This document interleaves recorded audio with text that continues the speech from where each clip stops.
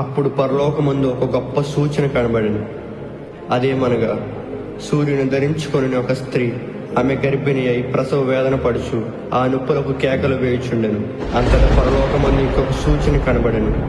ఇదిగో, ఎర్రని మహాగణ సర్పము, దానికి 7 తలలను 10 కొమ్ములను ఉండెను. దాని తలల మీద 7 కిరీటములు ఉండెను. దాని తోక ఆకాశ నక్షత్రములలో 3వ భాగము నిలిచి వాటిని భూమి మీద పడవేసెను.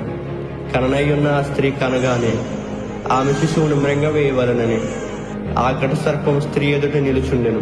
సమస్త జనములను ఇనుప దండముతో ఏలనయ్యున్న ఒక మగ శిశువును ఆమె కనగా, ఆమె శిశువు దేవుని యొద్దకును ఆయన సింహాసనం యొద్దకును కొనిపోబడెను. అంతటా పరలోకమందు యుద్ధం జరిగెను.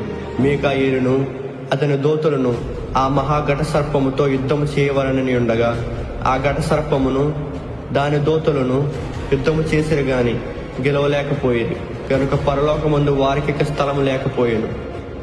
అపవాదనియు సాతాననియు పేరుగల ఆది సర్పమైన ఆ మహాఘట సర్పము పడద్రోయబడెను.